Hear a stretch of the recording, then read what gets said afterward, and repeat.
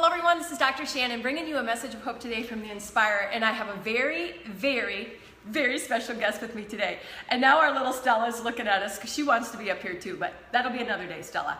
So we have been talking about so many incredible things, right? So today's topic, I was like, this would be a perfect topic for Pablo, my dear love, to join us.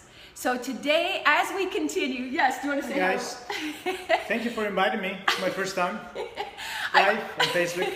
I told him, I said, hey, you should start doing I didn't say should. I said, hey, have you ever thought about doing a Facebook Live? Hey, Debbie. Hey, Sheila. And he's like, he starts giving me all these reasons why I can't do Facebook Live, or not ready to do Facebook Live. And I go, you're scared. I get it. I know. I was scared too. Yeah. So this is the guy behind the scenes all the time, giving all the thumbs up and all the hearts, my biggest fan, and I'm so grateful because I'm his biggest fan too. So today, we're talking about our 11-11, 21-day journey of loving our life and our life's work well. Can you believe it? Today is day 20 out of 21. And he asked me yesterday, he's like, so do you plan to stop at 21? And I was like, heck no. I'm so proud of you. Yeah, I'm so proud of you because you're a doer. Thank you, honey. So today's topic is how to be one of 11. And my very first book that I published, Dr. Shannon Knows the 12 Steps of Wealthy People, that's W-E-L-L-T-H-Y. One of the steps in there is how to be one of 11.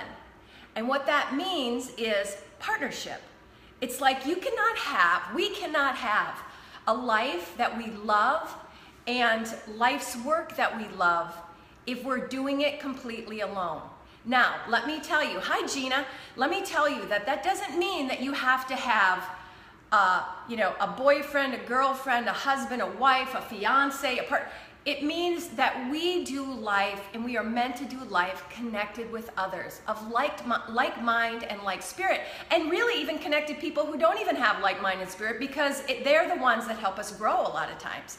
So I wanted to ask Pablo, from his perspective, what does being one of 11 mean to you? I feel that the best formula is to build a bridge of communication and be naked and afraid to talk about it. Getting out of your comfort zone and say it. Sometimes it's difficult. It's been difficult. It's been challenging. But that's what it takes. That's what it takes to launch a business. That's what it takes to launch a book. That's what it takes to launch a relationship. So that's a learning experience that's been the greatest example. It's, this great partnership that we have. Bless your heart. And I'm sorry I sneezed while you were talking.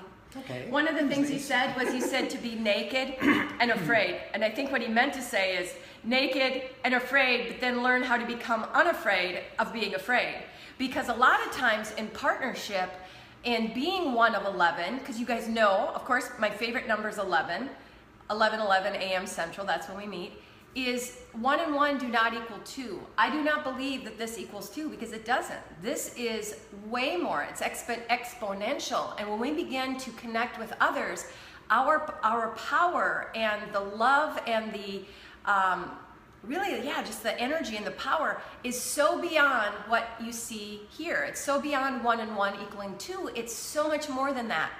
So when we talk about being naked and unafraid, or naked and afraid, a lot of times in partnerships, people get really scared. They're like, especially if they've loved and lost, or loved and had situation where there's been betrayal, or there's been heartache and pain. And you heard me say yesterday, like, I think actually I misquoted. I said that 3/4 of all relationships will end in a breakup.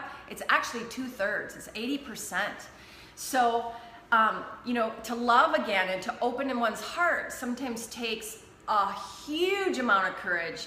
So being able to become naked and fully exposed, opening up your heart, but being able to say, even though I'm afraid, you do it anyway, right? Yeah, because your pursuit is love. And when love is on the line, there's nothing that can go, in between. So yeah. It's a great and the most amazing, encouraging motivation anyone can have. So precious. Isn't he precious? Oh my gosh. I'm not crying. My eyes have been tearing all day, but maybe crying a little bit because I'm so happy. So one of the things about being able to love your life and your life's work well is to have accountability. You know, that word accountability, it's an interesting word because when, you know, I'm always about looking up words, even though you know the definition, you look them up anyway. Well, I looked this word up and it's interesting, and in this case I Googled it, and the word accountability comes up, but it's all about people putting things on their computer for to prevent against pornography. It's interesting that people equate accountability with doing things they feel and they shouldn't be doing. You know, it's like to not do bad things, you need accountability. But what about to do great things? What about to be fully you? What about to be fully expressed, naked and unafraid? It takes accountability. It takes accountability because when you're dancing alone, you know, like that saying that says like dance like nobody's watching. I know what they mean when they say that, but I really believe, hey Lily, hi Tanya, I really believe that it's not about dancing like no one's watching, it's dancing like everyone's watching. You know what I mean? Like, and when we're doing that and we're dancing, it's nice to get that feedback. It's nice to know like, hey, and almost like a mirror for one another to say, I'm going to remind you of who you are right now and how I see you, because sometimes we don't see ourselves the way others see us. And sometimes that can be really good because, you know, we sometimes worry so much about what other people think of us. And I like to say, you know, your opinion is really none of my business. You know, it's like you may not like it, but as long as I'm being true to me and we're being true to ourselves, that's the most important step. So, honey, when you think of accountability, like what does that mean to you?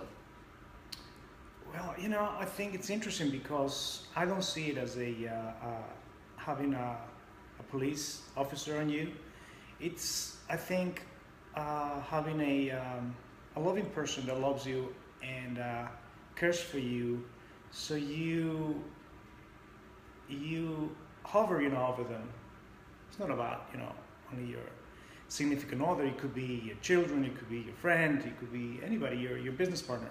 So I think it's a loving hovering on people, making sure, you know, the goals have been met and yeah. So when you say hover, what do you mean by hover? Hover by being around, by checking on them, by just making sure that the results have been, you know, seen, been met. So kind of like a hover, because he uses this word a lot and I love it. It's kind of like, hi Tracy and Cindy, it's kind of like, you know, being present and being aware. And, you know, and if you're a parent out there, you know that we are hovers as parents without being overly, we are very aware, you know, scanning the horizon, making sure that we're very aware of what's going on. And, you know, honestly, I think that you are the best example of that because you remind people, and we all need to be reminded at all times who we are, where we're going, because we forget, we're just humans. And that will be the hovering I'm talking about. Yeah, you're so great. And you know, another thing before we go today, I wanted to bring this up is, you know, a lot of times in life we go through, and again, if we've had loss, we've had betrayal, we've had, hey Adrian, different things that happen in our lives, we can be afraid to love, we can be afraid to trust, and we can be afraid to, again, connect with other people or reach out and ask for help and say, hey, you know what? I don't even really know what to do right now. Hi, Kristen, but we're going to grab hands and we're going to do this journey together, whether it's personally, professionally, whatever it is. But again, being one of 11 and realizing that you play a role in that and they play a role for you as well. But there can be this feeling that we stop believing for something. Hi, Auntie. Oh, hi, sweetie. We stop believing, you know, we stop believing that it's possible. And you know, this relationship that I have been so blessed to experience with Pablo has been one that I thought like it wasn't even possible. Because, you know, it's like we have a desire in our heart about something, whatever it may be in our life. And we say, you know, we want to believe it's possible. But what about those times when it could be even way bigger than what we could even believe for or that we could even desire for, because our minds are pretty small. It's like we don't even know that this could exist.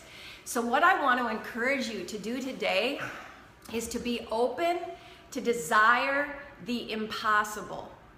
The impossible, because if you can only get what's possible, you may be missing out on something that is so beyond your current ability to think about, to believe for, to be unafraid for.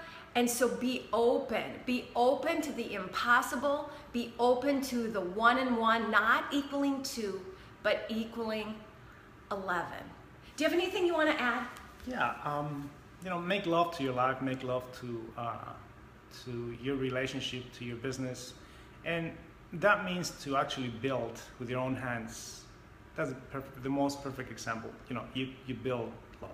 Yeah, and you create it. That's a great way to say it. Because when people even say, with these videos, like, what do you mean by make love to your life? It's like, are you kidding me? We're people, we're humans. Hey, Rachel, we get so caught up in the small box thinking that it's like a sexual thing. It's like, you know what? It's when you can make love to your life and you can become creative and produce something absolutely miraculous and really magical.